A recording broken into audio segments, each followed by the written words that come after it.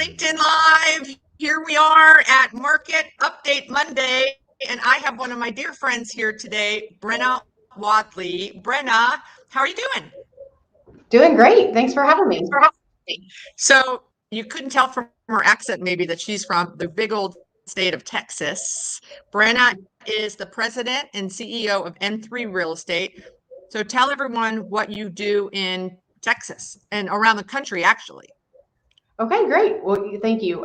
Thanks for having us. We're M3 Real Estate is a retail property owner and net lease developer across the country. We are based in Southlake, Texas, which is in the DFW Metroplex, but we operate around the country.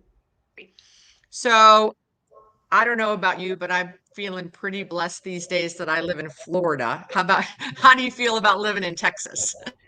I'm feeling really great right now. And I was actually, I'm a little competitive, so I was just comparing our growth rates. And even though Texas is, of course, much bigger, we have slightly edged you out for population growth as well since 2010. We're both at right around 60%. Well, there you go. Well, so tell us, I know you do development and acquisitions around the country, but can you tell us some tidbits, because this is Market Update Monday, about the Texas area? Sure. And I think, most people know, Texas is on fire. We are very blessed in almost every region, DFW, Houston, San Antonio, Austin. The only really region that's suffering a little bit is the West Texas because of the oil industry, and then because of the issues down there. But for the most part, every spot is filling in. We have huge tenant demand for our spaces and for land across the state. So it's been really good. We've got a very job-friendly state here, business-friendly. We give a lot of tax incentives. We have a great workforce, great schools, affordable housing. So we are seeing the benefits of the inflow. So, wow, you just said something that we are not seeing. Obviously, there's a reason that we're not seeing it, but you just said you have a lot of demand for land. Mm-hmm. So we don't have a lot of land available, right? But I don't know. I haven't really heard anyone say that. We've done this. This is our fourth Market Update Monday show, and no one has said that. So that's really encouraging, because what that tells me is that developers are not fearful, right? Because we don't have a lot of people risking and thinking about development, mainly because of construction costs, right? And supply chain issues, which we're all dealing with. So can you give any more flavor on the whole land thing that you mentioned? Yeah, absolutely. With COVID just sort of coming to an end, we have struggled with hospitality and office and all of that, but we have so much land here. And so the population is driving huge demand for new residences. Every little pocket of leftover land or somebody's farm that they still held on to, even if it's 7 acres or 10 acres, is getting subdivided. Hospitals are growing. All of our freeways here in the DFW area are under construction or recently constructed in the last couple of years. So it's just every single sector, except suburban office and hotels are growing. But land prices also are really at a premium. So it does make those development deals hard to do. Which is what you're in. And we've talked a lot about the craziness with the construction pricing, right? Yes. But steel, one of them, steel or lumber, has now started to come back down a little bit, right? A little bit. Favorite contractors, yes, Brenna, but 2x4s are coming down, but plywood's going up. I'm like, come on, man, give me a break. Something's got to give. But we're doing a lot of development for a group called Strickland Brothers Oil Change, and they use overhead doors. So I've started to use overhead doors as a barometer. We used to pay $18,000 for 6 doors. It was a high of 89, 55. And, lead times were 24 weeks. So now I'm seeing lead times come back in, under 20 weeks, and prices come back to decent. I mean, not good, but at least decent. So I'm hoping that some of these supply chain issues are easing. Did Maybe. you say that the doors were 18, they went to 89? And are And now back they're to like 55. Oh my I God. know. How do you pencil deals with that? It is really difficult. We have to find other cost efficiencies, and we have to really get the right price for the land and the right size of land. You cannot go, on these single tenant deals. You cannot go buy, 2 acres for somebody who only needs an acre. Now, if you can get a second user, obviously that's great, but you cannot buy a lot of extra land. You've really got to buy what you need and wait until you get the right land at the right price. Otherwise, the construction costs just are eating you up and the tenant up as well. Amazing. They're telling us we have some feedback. So I'm trying to mute me whenever you're talking, but okay. So what about this? So retail rents, obviously with the land costs going up and the construction costs going up and the delays in deliveries, certainly the tenants have all agreed to pay more rent, right? Well, not really. They can pay a little bit more than they used to, but they just simply can't afford to pay what it would take because their pricing is not going up. All of their costs are going up. Labor, food, materials, anything like that is going up. So no, I mean, we haven't seen a direct increase in the rents. So, I mean, you have to be really selective as a developer, what you take on and what you can't take on. And it just may mean that, some deals may have to wait for a year until pricing comes back, not necessarily for our oil change deals, but for some of the other deals that are a little bit more cost sensitive, like, restaurants. I mean, we have some land down in San Antonio that we are leasing, and pricing is really high right now. And, neither side can afford to eat it all. So patience may be the game there. Got it. So, there was a big announcement. Well, not a big announcement today. It was announced a few weeks ago, but now that Europe, right, can now come back to the United States. So that was the front page of our Miami Herald today. Europe is now going to start traveling to the United States. My son, Alex, who works at the Lego store in Sawgrass Mills Mall, and the sign of tourism at the Sawgrass Mills Mall are suitcases. And he said, literally about a week ago, he saw a 20 to 30% increase in the people walking around the mall with suitcases. So do you see that Texas will be impacted significantly by Europe now being able to come back to the States? I don't know.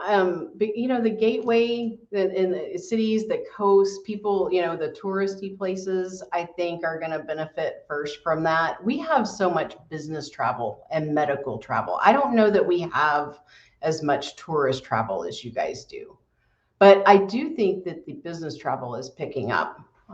DFW is a very corporate based society, and there's corporate jobs, there's European jobs, there's a lot of international travelers. And I mean, a lot of my friends that have international jobs they're back to at least once a month travel out of the country. Well, I know you and I travel a lot, and I've seen business travel back for 6 months. I think the headlines are behind the actuality, don't you? Yeah. Yes, I do. One last thing, and it just went out of my head. I was going to ask you. This is live TV. So before I let you go, any last comment that you want to make while I'm thinking of the question I wanted to ask you about what N3 does? Oh, I know what I want to ask you. Do you have, and this is we don't have all of the time in the world, but you were a CFO, and I think are a CPA, right? Yes. Right. Yes. So do you have any quips or comments about the impending tax changes? Oh boy, well, first of all, I mean, I am glad to see that the in most of the areas, the impact on real estate is a little bit less than was originally expected. I mean, last year we had a lot of sellers, even earlier this year, a lot of land sellers and asset sellers saying, you've got to close this year because otherwise my taxes are going to double. And that's come back inside, to a more reasonable level. So, um, no, I don't really have a lot of tax, I guess, without getting too political, but I will say this, I think we all need to really watch our debt levels. This country is the gold standard, but it could easily not be if we're not careful. So, and of course our children have to pay for it all. Exactly. Well, Brenna, thank you so much. And if anyone needs any input or info for Texas, or if you have any tenants that you need a developer for, N3 is the group, right? And I appreciate you being here tonight, and have a nice evening, and feel free to hang around in the audience while you're heading home. All right. Sounds good. Thanks for having me. Enjoy. Bye. Hey, Gary Wolfe. Hello. How are you? Doing fantastic. How about you? Awesome. So I need my audience to let me know if Barry is echoing. I do not think he is. So we're going to jump right in, and I'm not going to have to go back and forth and mute myself because I don't hear you echoing, but I did hear Brenna echoing. So triple net investing and everything else that you are an expert in that you would like to share and talk about tonight in your 7 minutes on Monday Market Update. What do you want to talk about first? You want to talk about weed first? No, well, we can, or I was just going to mention, I mean, I sell single tenant properties all over the country, and the market's just been on fire. It's crazy to think where we were this time a year ago, or 15, 18 months ago, and compared to where we are today. What I'm really noticing, I mean, we've both been in the business for a long time, for a lot of years. I've been doing brokerage for 20 plus years. What's really I'm noticing different than any other period is just the amount of offer activity. We're getting 10, 15, sometimes 20 offers on deals. Not unusual to be getting 5 to 10 offers in a week on the properties we're marketing. So I think that's what I'm really noticing. That's different in this period, this cycle, than we've seen other frothy market cycles. Yeah, that is crazy. But I do think that it depends on if you start with, are you seeing a difference between the properties you don't put a price tag on and the properties that are bid properties? Does it make a difference on the number of offers with that? The single tenant deals I've been marketing, we've had pricing on all of them. So we haven't had any unpriced. We sold the Tupperware corporate headquarters earlier this year for $43 million, I think it was. We did take that out unpriced. Otherwise, the deals we're taking out are priced. And I think most buyers for these sort of properties, these single tenant type properties, their preference is priced, unless you're getting in the institutional level like that Tupperware headquarters we sold. So most of those are priced, and just getting a lot of 1031 activity, a lot of non-1031 activity, and just very strong interest level in the sector right now. And I think that's going to continue. And are you hearing are people using the tax implications is that fueling the fire or not? I think that's what started the fire. I think that was the ember. Was if you go back, mid-year, there was a lot of concern that the 1031 exchange might go away. I think at this point, I agree with what Brenna said. We all need to keep an eye on everything as it relates to tax code changes. But for now, it appears the 1031 exchange is off the table. It's going to be protected. So I think that concern has been alleviated a lot, but there are still questions about tax code changes, what's going to happen with capital gains, carried interest. So that's still fueling it to a degree. And I think also just folks chasing yield. I mean, it's just so difficult to get any sort of yield anywhere. So I think that's had an impact as well. I keep muting myself because they're telling me there's an echo again. It does help. Yeah. Yeah. So the speaker that's going to close out the show is a friend of ours, Aaron Zucker. I want to know, he's bought, I don't know, he's going to tell us 45 deals in the last 6 months. I'm kidding. But have you sold him anything yet? Or have you guys done a deal yet together? Since you sell what he buys, I'm dying to know. I don't think we have done a deal together. No, I don't think we talk regularly, but I'm trying to think. I don't think we have. We had one under contract, and Aaron's fantastic. We weren't able to get it across the finish line, but due to absolutely no fault of Aaron, so I don't want to imply that at all. So no, we will eventually. We will very soon. And Aaron's great. He really is super to work with. And Jake Dugan, who works with Aaron, is one of my favorite people. Aaron is fantastic too. Well, and they're much younger than us, so They are. we can look up to them. So, okay, so let's jump over to a new topic and a new product for you, right? And tell the audience about what's going on in this new, I don't know, genre of real estate that, 2 years ago, you weren't doing this, right? So fill us in. I was starting to. So I was going to say, his cannabis sector is growing like a weed. I was starting to focus on it about 2 or 3 years ago. I saw what was coming, and I'm not a user, but I am a believer in cannabis and marijuana. I think it's got a lot of fantastic attributes, medically and recreationally too. I mean, I drink a beer, I'll have a drink, so I can't sit here and dismiss that. So, I mean, I think it does have recreational uses, but again, tremendous medical uses. So I got interested in this about 2 or 3 years ago and started talking with several developers and others. And finally that is starting, the crops are starting to grow. So I've closed, I think 21 cannabis deals year to date, which I think is as many as anyone in the industry across the country. We've got a bunch, several more under contract scheduled to close this year. And we've got several, if you're into the sector, we've got several more we're bringing to the market here even this week. So we've done them across the country in multiple states, from Florida to Maryland, Illinois to North Dakota. So, and we got several in Pennsylvania coming. So we're doing those all over the country. It's real, like I said, it's just a very interesting sector. It really is. So these are buildings that are freestanding that you're selling for the company. So just give us an idea of who's the seller and who's the buyer. So far, it's been the ones that I've been doing. I'm working with real estate developers, real estate owners that have backfilled buildings or developed buildings for cannabis tenants. And so that's been so far. And there's a lot of positive attributes in the business. Financing is one aspect that is challenging.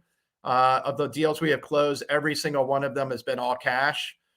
We tried to get one done with financing and did not get it across the finish line, even with very modest leverage. We're on a daily basis almost. I'm talking with some different mortgage brokers, lending sources, but it's challenging. So we've been working with cash buyers on these deals so far. I think that will change eventually, but so far they've been all cash. Are they all freestanding buildings? We sold a 3-tenant property recently that had Harvest was acquired. Harvest was recently acquired by Trulieve.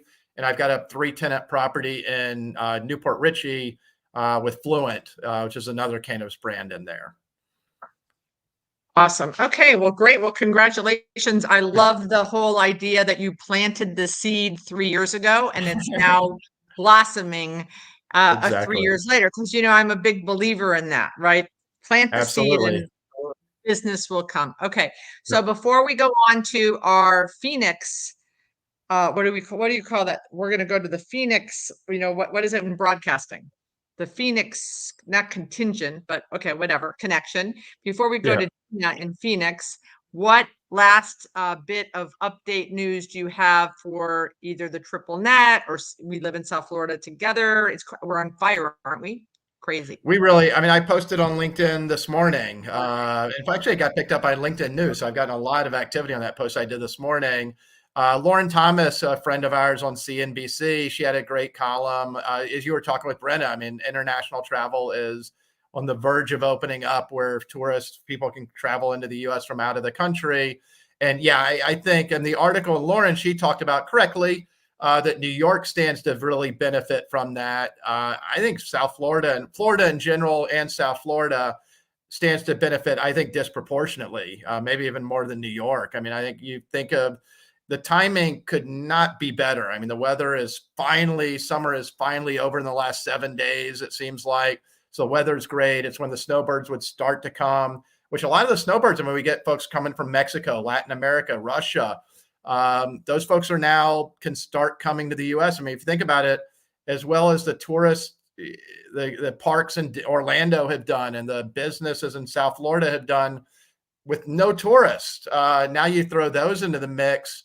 I think we stand to just really, really boom. It's like throwing gas on the fire in a very positive way in reality. So yeah, I think Florida in particular also benefit tremendously from tourists coming back in the U.S. 100%. I agree. So we have a question from Van the commercial man. Do you know who Van the commercial man is? He's the not. guy with the funny. Oh my gosh, you have to follow him. He has the best videos ever. I will do that. Barry, so Van says, Barry, mostly cash deals, question mark. Wow. Lenders have buckets to fill, but they're not so cooperating in underwriting. So I think it's a federal law issue too, right? Exactly. That's the problem. It is federally illegal for anyone that's not aware of. So therefore, almost without exception, there's a couple of FDIC banks. I keep hearing Valley has dipped a toe in the water a little bit. But for the most part, FDIC insured banks cannot lend on it. So automatically you're eliminating a tremendous amount of the banking pool out there. And then what tends to happen, and one of the other challenges is cannabis tenants tend to pay a rent that is higher than quote unquote market. So the lenders will mark that rent down to market, and then they're just going to ding it in other ways. So it's just very challenging. At the end of the day, 25, 30% loan to values, maybe, if you can find a bank. I mean, we've come across it a little bit, but it's just still very challenging. I agree in general with Van that banks have boatloads of cash. They are lending. The market is strong. Cannabis is just an exception that is still very challenging. But it's going to change. I mean, Safe Banking Act is on the verge of passage. Banking will open up to cannabis in the very near future. It's just very challenging still at the moment. Yeah, I sat at an ICSC roundtable about cannabis and construction financing. 2 lenders led it, the guy from Valley, Right. and then a woman that I will pull out. I'll look in my at my desk to send you the name of the woman who was in the bank from a bank in Orlando, and they said they were also financing cannabis deals, but they also said they were not underwriting to the extent, like 70% of the rents, because they believe Correct. they were, yeah. Yeah, they're going to mark the rent down to market, and then they'll do maybe 50% of appraised value. And it's difficult to get through the appraisal process because there's just not that many comps still. So it's challenge after challenge after challenge. But that's going to change. It really will. I'd say in the next 12 months. I think by the end of next year, I think lending will look very different than it does today on cannabis. Okay, well, Barry, Wolfe, Marcus and Millichap, anything else before we leave you to go to Dena, Zell? No, if you're looking for net lease properties, if you're or even you've got clients looking for net lease properties, reach out to us. We co-broker tremendous number of deals. I love to pay brokerage fees. Certainly if you're a buyer, but broker too. Give me a holler and let's do some deals together. And how about that Georgia team? Are you still number 1? Because for sure Aaron Zucker is going to be whining about that when he gets on. Well, unfortunately, I didn't have Aaron before. All right. I got a box popping up. This is for you, Aaron. And then, there you go. So first week in December, Aaron, the pride goes down this year, finally. All right, Barry. Goodbye. Good night. Thank you. Good night. Dena, Zell. Hi, how are you, Beth? I'm wonderful. It's so nice to have my friends on Market Update Monday today. It is just wonderful getting to see your beautiful face on this Monday. Absolutely a pleasure. So tell our audience about your new company that you've joined and what you guys do, and then fill us in on some Arizona tidbits. So, after 44 plus years of being Zell commercial real estate here in Phoenix, Arizona, we made the decision to join forces with another locally based firm here called Capital Asset Management. They have their base here in Phoenix, but also have offices in Nevada and California and Hawaii, which I'm still waiting for the invitation to see that office, but I'm sure it's coming. It was the right time and it was the right decision. And basically, I'm still doing the same things. Crazy enough, usually you start a new job and all your responsibilities go away and you get new ones, but somehow I managed to still maintain mine and more. So, as you see, I'm still in my office here at, I don't even know what time it is, 5:30ish. But yeah, very, very fortunate. I heard you talking earlier about being in Florida and in Texas and doing what we do. I'm so grateful to be in Arizona and be in retail. During pandemic, for better or for worse, and everyone has their opinions on how things were handled, we stayed open. And so a lot of companies who maybe had Arizona 5th or 6th on their list bumped us up, and we really saw an influx of all things. So, Phoenix is just red hot. It's still hot, actually. I'm pretending it's not. I'm wearing a long sleeve blouse today and regretting it. But, from a real estate perspective, things are very, very active, both from residential, industrial, and retail. So it's a very exciting time to be doing what we do and doing it here in Arizona. And I'm pretty sure my last name is still Zell. So I'm still Dena.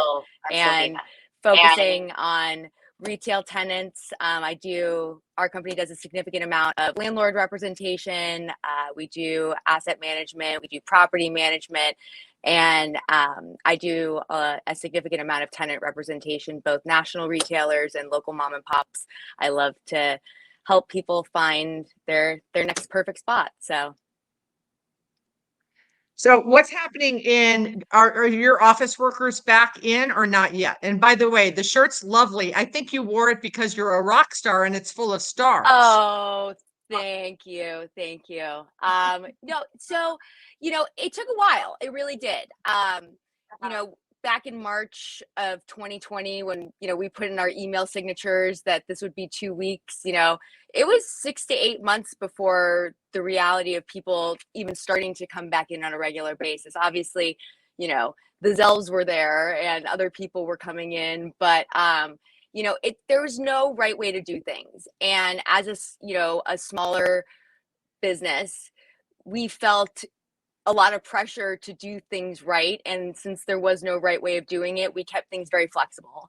And we're astounded at how we were able to really, be able to continue to do business and be able to support our clients and be able to support our livelihood and continue to do what we do. We never in a million years would have thought that we would be able to operate remotely the way that we were able to.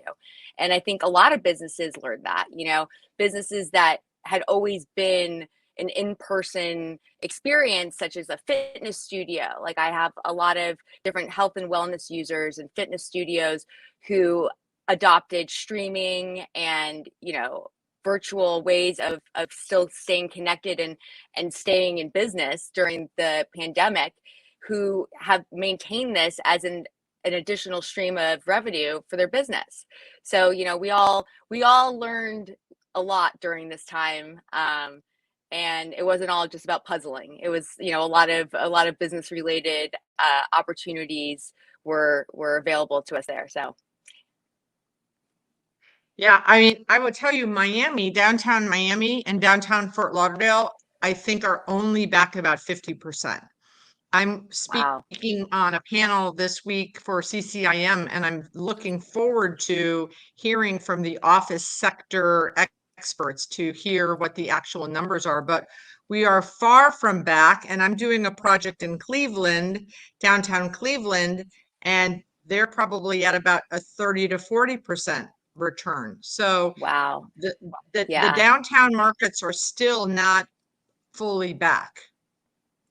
Yeah. I mean, I think it's interesting. I think a lot of people are just kind of rethinking how you do business and if it's necessary to have the large office spaces and how business is best conducted. I know I have a lot of friends who work for tech companies who the return to office is completely left open. They may never fully return to their offices. I think in our business in particular, the piece of collaboration and working together and working together better is such a huge piece of what we do. Yes, it can be done, virtually. You can get accomplished the same things, but it's just not the same. And I think that, for us, as much as possible, we like to be together and work together and be able to learn from that way. So, and also, we want to be supporting our clients. We want to be out and supporting the businesses, small, local, national, whatever they are. We want to be the ones who are there to be able to be a part of that positive move forward. So that's what we do. For sure. And what I would tell you just from the retail perspective / suburban office, right, is or the lack of return of office, the flexibility that you mentioned, where I thought 9 months ago, the whole, WeWork, Flex, that kind of co-working place, like what was going to be the future of that really, I think, is going to prosper because, like, I talked to my attorney today who lives 45 minutes from downtown Miami. I said, "Are you back at the office?" He goes, "No, 1 day a week." And I said, "Oh, well, that's kind of cool." And he goes, "Kind of, not really." I go, "Well, are your kids back?" And he said, "Yeah, my kids are back to school.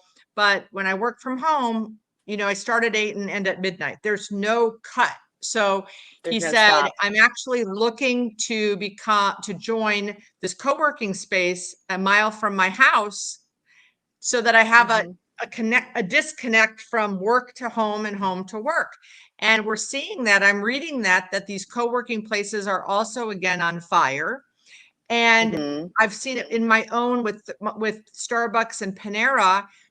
There, as the third place, I'm seeing more workers hang out there now, except for the fact that Starbucks just announced they're closing at 3 in the majority of our locations down here because of slack staffing. Because of the staffing. I mean, problem.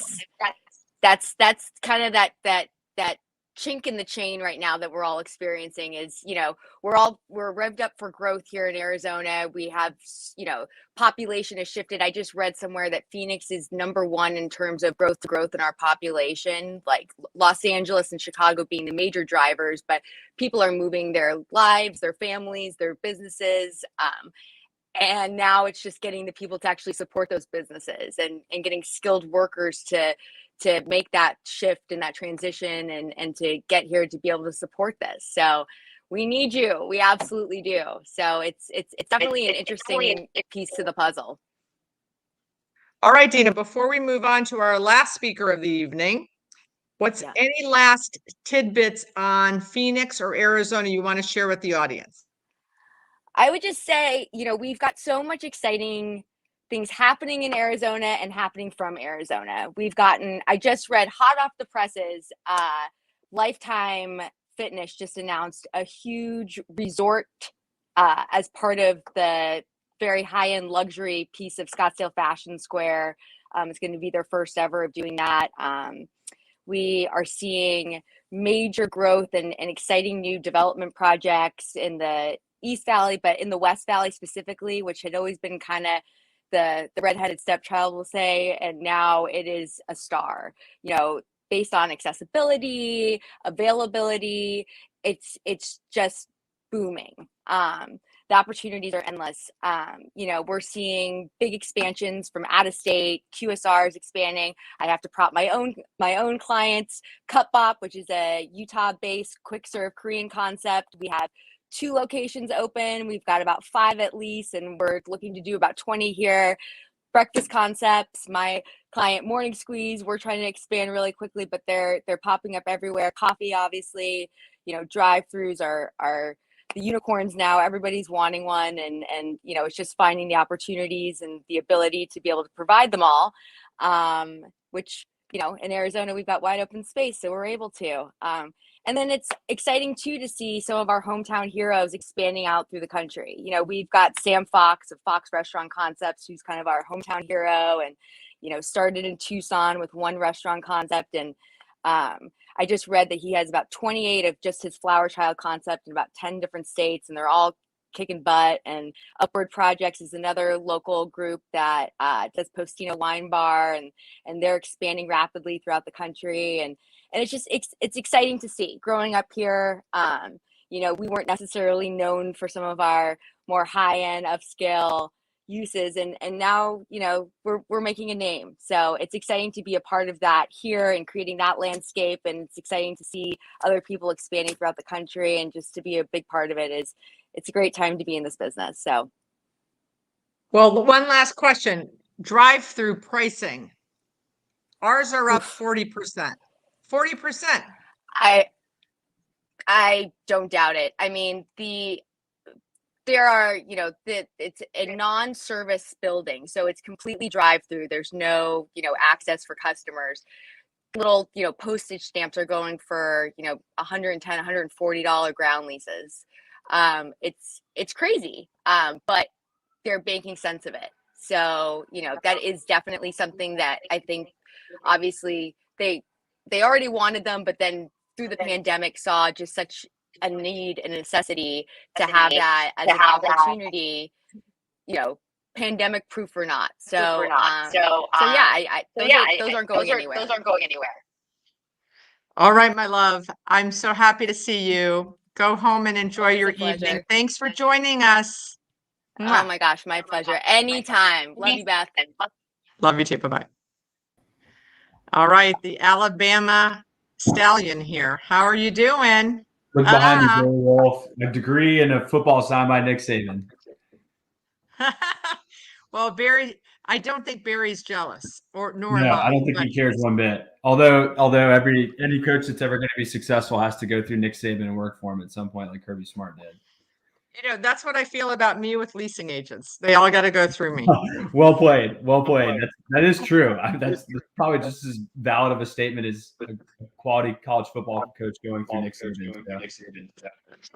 Someone at the South Florida Independent Retailers Awards last week introduced me as the Vince Lombardi of leasing people. And I said, well, I know Vince Lombardi because I'm from Wisconsin and I know about the Green Bay Packers, but what do you mean? And then he said about, how many coaches or players went through him. And then someone else said, oh, like Nick Saban. So, okay, that's, more my era. I'm old, but I'm not that old. There you go. Vince Lombardi said one of my favorite quotes, which is, the only time success comes before work is in the dictionary. Love that. Yeah. There's your cheesehead reference for the night. All right. So you live share with the audience who you are and what Zig is. And I'm proud to call you a investment partner. I've invested in one of your deals. I should have invested in all of them. But when you are a developer, you run out of money. It's always a money cash thing, just like what Brenna was saying with these stupid construction costs. But but you're from Charlotte, but you're buying stuff all over the country. So I think you have a great perspective, and you are buying triple net deals, right? So fill in the audience and then give us some flavor of some of the markets and some of the trends that you're seeing. Sure. So I have a company called Zig. We're based in Charlotte, as you mentioned. We have purchased, next week, it'll be 18 properties across 11 states in the eastern half of the country predominantly. We are focused. Wait. And how old are you? 32. Good job. Yeah. Congratulations. Thank you. I appreciate that. As they say, age is just a number. So we are focused on unanchored value add retail properties across the eastern half of the country. We like being in different markets for geographic diversification because we're so hyper focused on retail. We're doing multi-tenant and single tenant net lease deals. In fact, we're closing on a 13,000 square foot multi-tenant strip in Ohio next week. that is 80% leased, and we're buying that north of an 8 cap. Classic. That's a down the fairway deal for us. We're doing covered land plays at below market rents and paying aggressive cap rates like the deal that you invested in with us, where there's a story that value can be created on, whether if it's next year or next decade. Ideally, the sooner the better, but we certainly can subscribe to it as long as the delta between market rent or rents is there to justify value creation on the back end. And then we're doing what I call the awkward deals on the income producing side, right? So it's far too risky for the traditional 1031 buyer, like that Barry Wolfe would be selling to.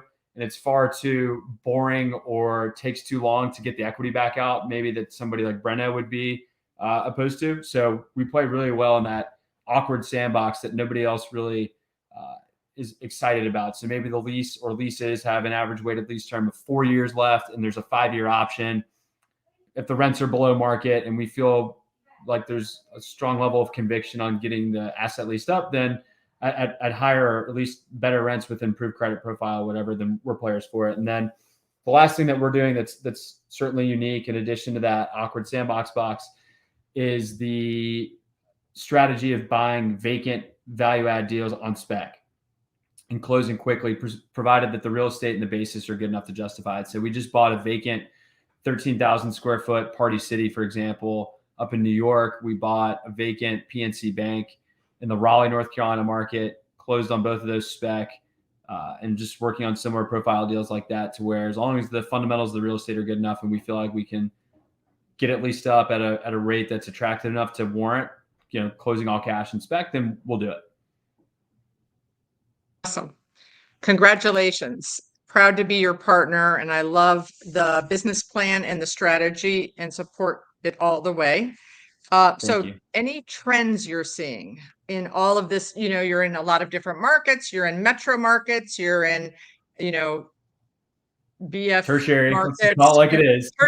Tertiary markets. Yep. You are doing multi-tenant. You're doing single tenant. So is there any trends you're seeing out there? I wish I could get on here and offer up some sort of crazy nugget or carrot that other people aren't saying across the country, but it truly is insanity out there. I was just looking at our numbers a little bit prior to jumping on here while listening to the other great guests, the great guests that you had, like Dena and Brenna and Barry. And, we've made, over the last 90 days, we've made 65 offers. And to tell you that there's real traction on a lot of those deals would be a lie. Barry's testament about marketed deals being gobbled up with 10, 12 offers, that's pretty consistent. Even in the space that we're playing in, maybe it's not quite as many offers, but it's pretty rare where we're able to pay the most. And so for us, we're playing a game where we have to have a chance to succeed. And we really aren't in the business of doing deals just to do deals. We have to do great deals, because I'm one bad deal away from going out of business and having to come work for you in South Florida. And so as much as I would love that, I wanted to go out on my own for a reason. And we are struggling for opportunities. Jake and Dan in particular are banging their head against the wall every day. And the only way that we know how to combat that is just by trying harder.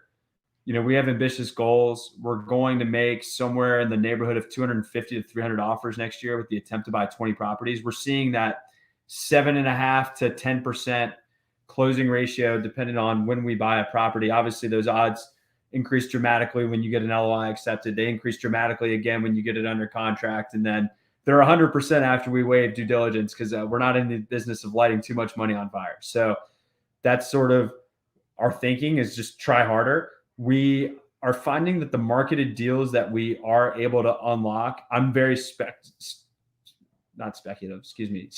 of those deals. And so there's always a story. I mean, we just bought a property from RCG, for example, last week. I probably asked Frank Meyerth, the head of dispositions at RCG, 100 times, why are you selling this to me? With hopes that he would give me the answer that I was looking for, which was going to talk me out of buying it. Frank did his job very well. We got suckered into buying it, and I think it's going to be a good performer for us. But the marketed deals we're scared of a little bit, but at the same time, we are finding those singles and doubles. I don't see us getting into a deal where we can turn a 3x equity multiple in like 60 days on a marketed deal. It's not out there. And by the way, we don't have to have that even with the off-marketed deals. I'm just using that as an extreme example. The off-market deals, I think there are good opportunities because you're finding sellers who may either be hyper motivated or are looking to circumvent the headaches or maybe even the fees associated with selling. It's not something that I would necessarily do if I was a seller, but I don't know how else to put it. We typically are going to make more money on unsophisticated sellers. We have a profile seller. They're either really, really big, like Realty Income, right? Who is getting an asset off their books. We've been fortunate enough to buy a property from VREIT and then another one from Realty Income now with the merger, both of which were vacant speculative deals, one at auction and one just we were willing to close faster than anybody else, which will do really well on that deal. And then there's the other profile buyer who maybe doesn't know what a triple net lease is.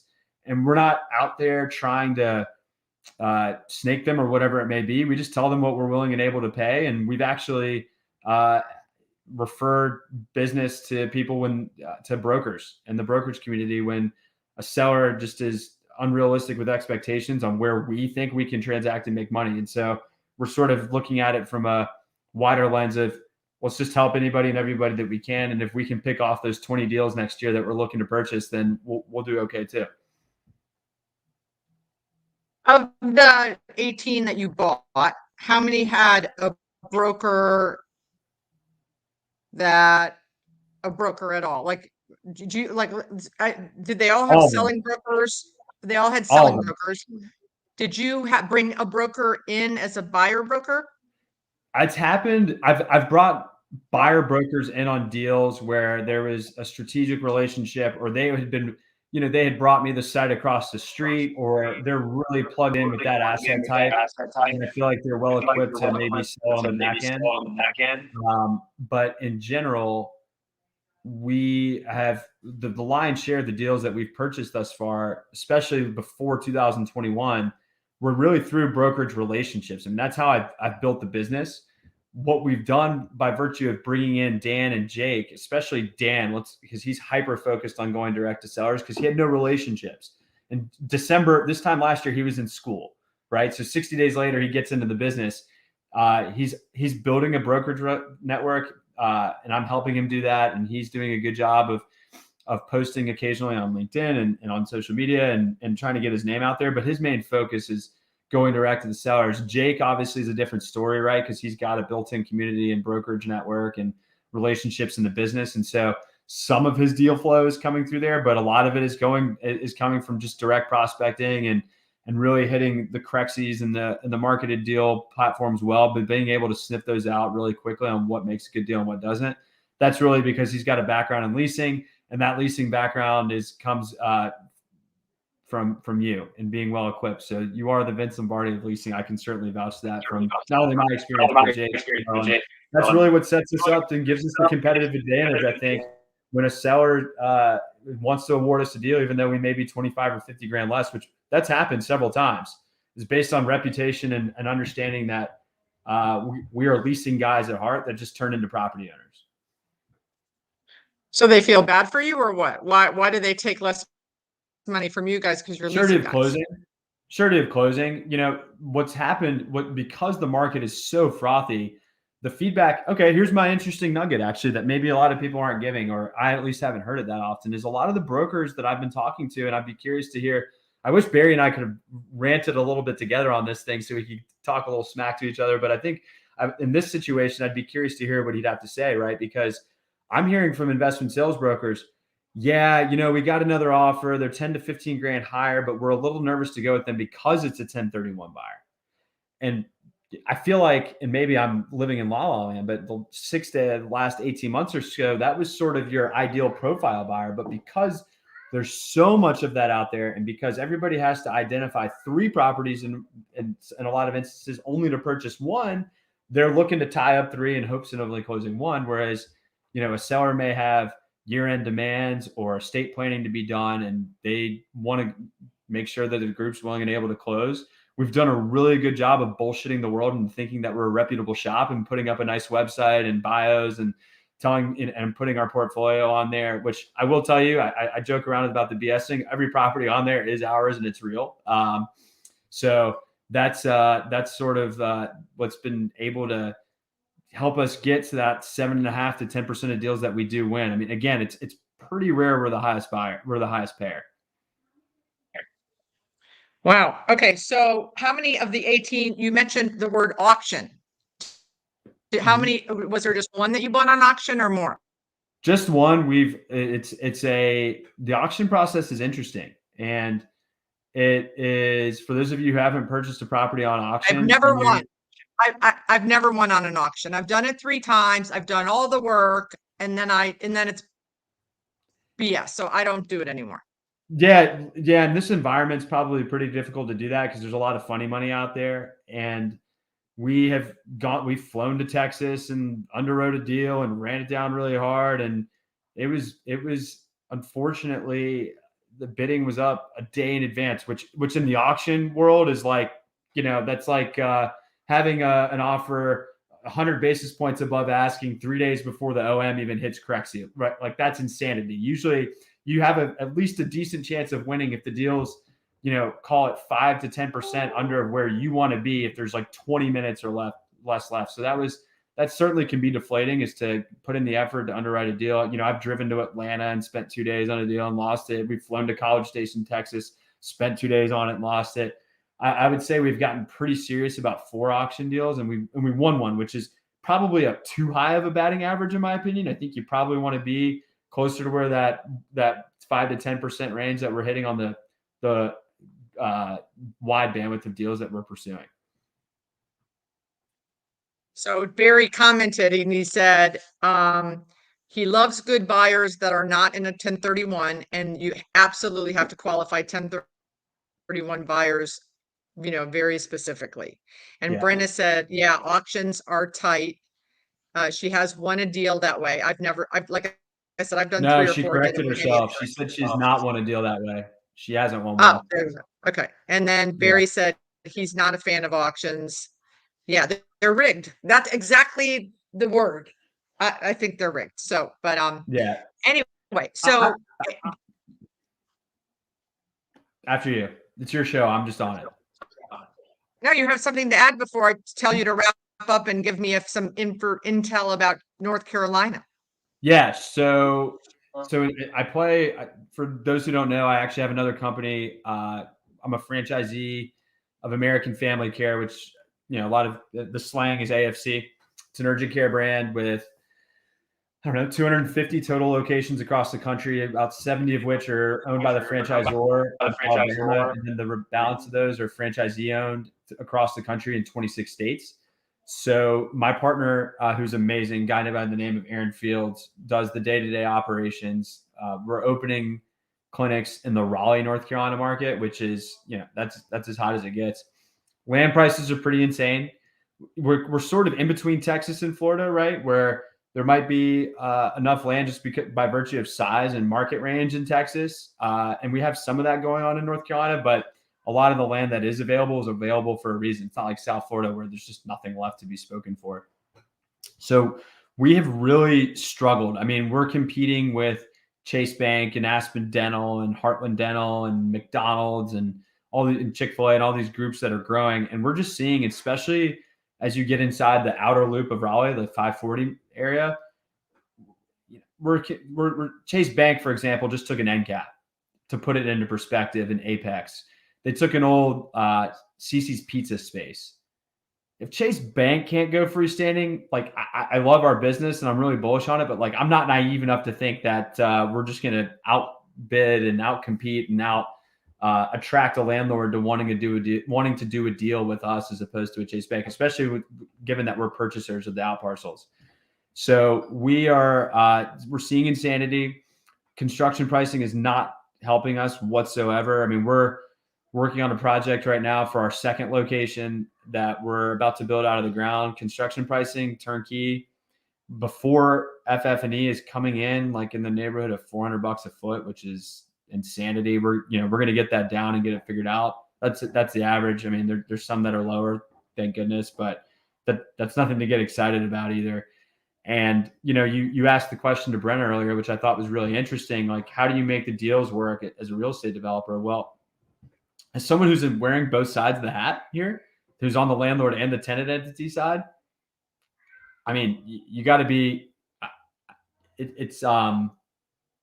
I don't know. We're going to make it work when we have to, but that's because our business is fortunately thriving as a result of the pandemic. But I don't know how a standard retail operation or non-QSR guy or somebody like that can figure it out right now. It's insane. And yeah, prices are going to have to go up because I really don't see pricing going down. I So don't see the the labor retailer- thing. The labor thing is done for. You can't go backwards, and you can't say, yeah, no, it was high at 20, so I've been paid 22 an hour, and then now that the market settled at 18, like that doesn't work. Hey, buddy, I just hired you 3 months ago. Your salary was at 22, and I hired that's gone. That ship has sailed. The supply chain, I'm hopeful will somehow get figured out. I'm not an economist. You'd have to get your friend Stephen Battelle on here to talk about that. I just don't see how it works. It just doesn't make there's no rationale. It doesn't make any sense. I've been going to a pizza place is that Sophie? Yeah. Do you want to say hi? Sure. Sophie, do you want to say hi real quick? You're on live LinkedIn. You're on LinkedIn Live, brother. Live Okay, TV. bye, brother. She doesn't. So- This doesn't bother her.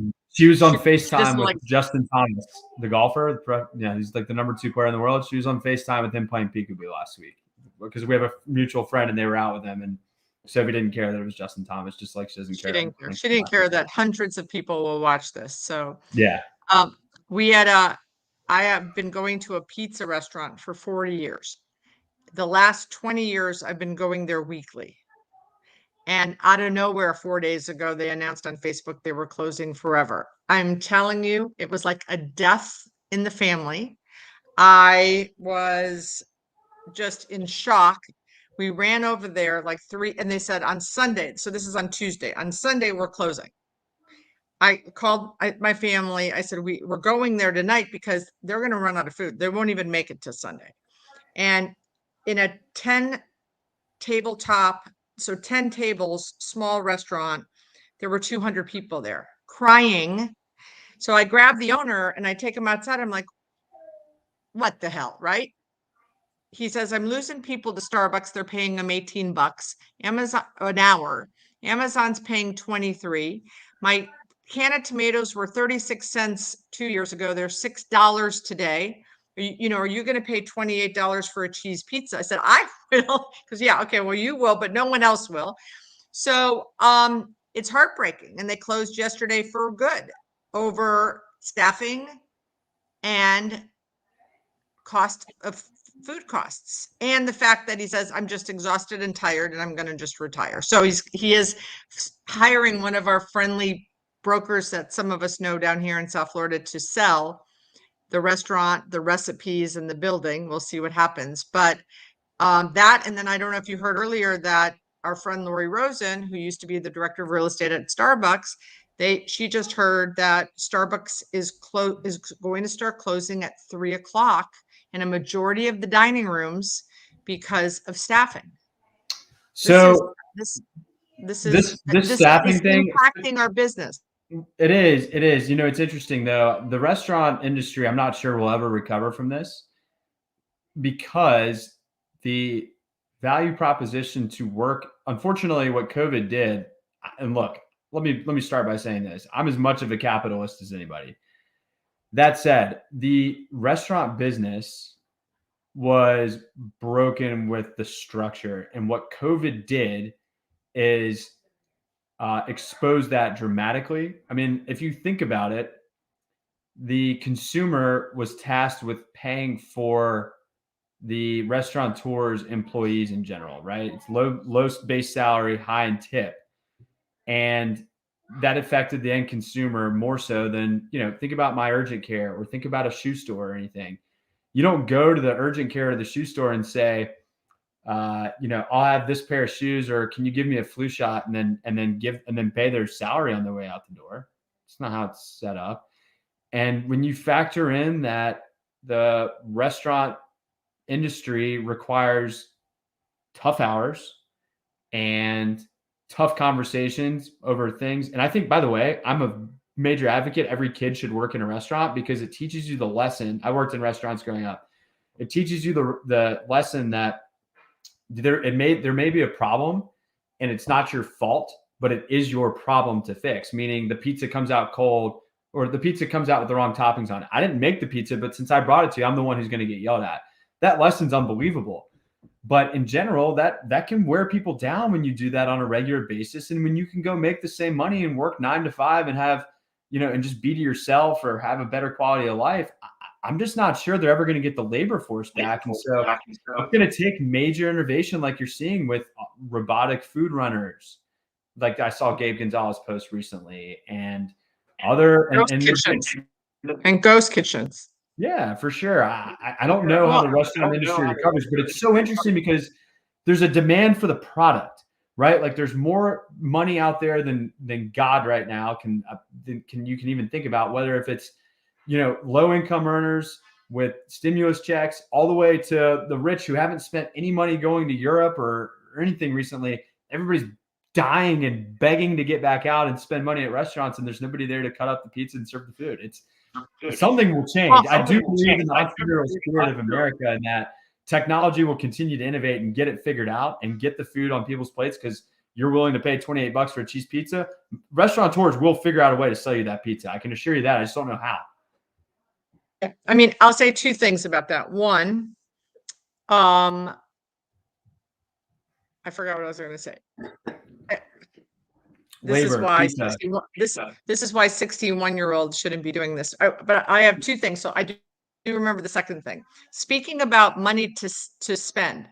So our church had the first church carnival in our area in the last 2 years, right? No one's had church carnivals. We missed 2. It's our number one fundraiser.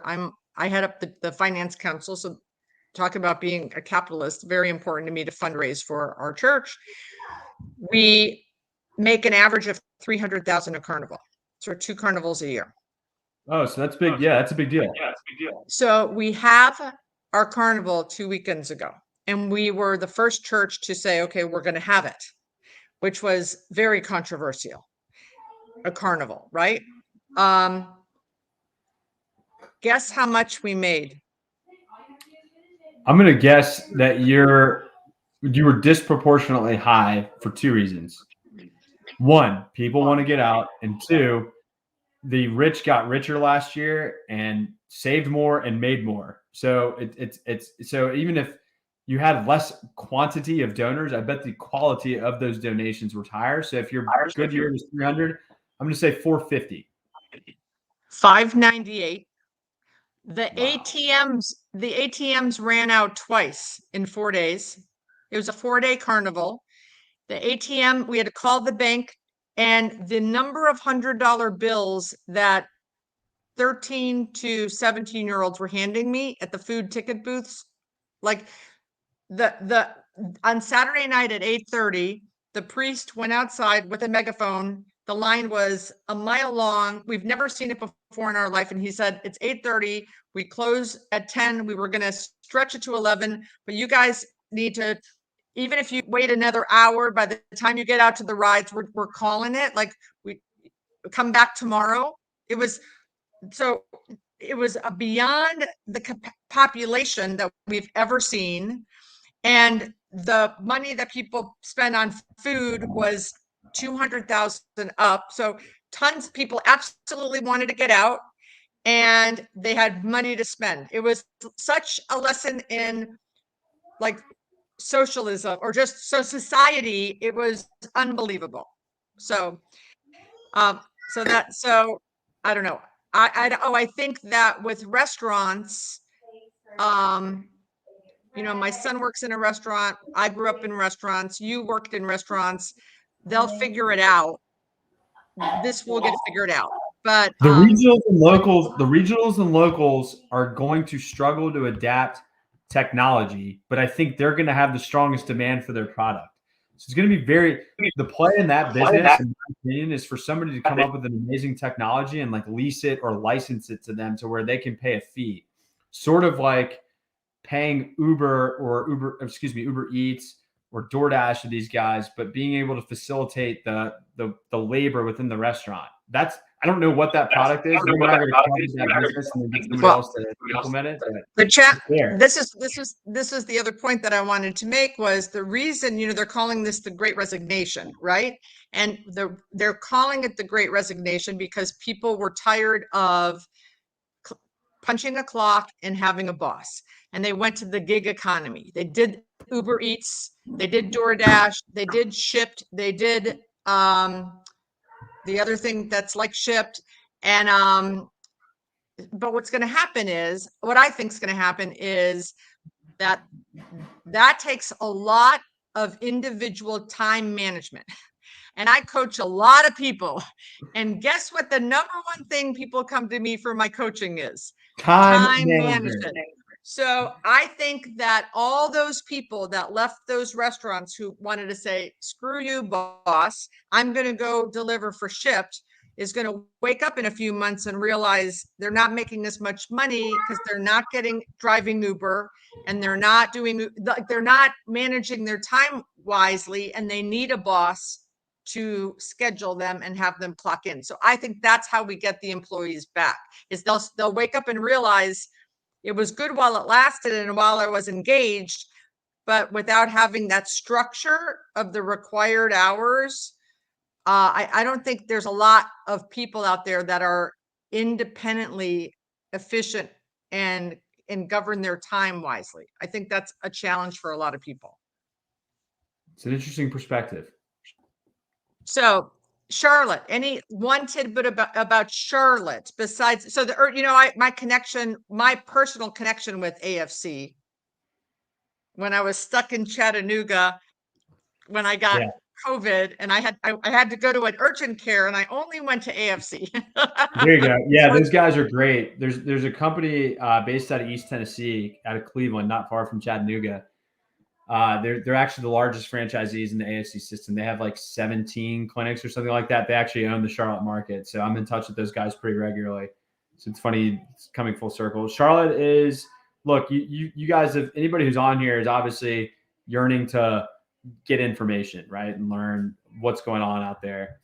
And you see any article you see, it's Nashville, it's Raleigh, it's Austin, and Charlotte and South Florida, as far as places where, where you've got insane growth and insane demand for not only retail space, but multifamily, even office. Like office is insanely in demand here. Like small shop office space leasing right now, like there's no COVID effect here.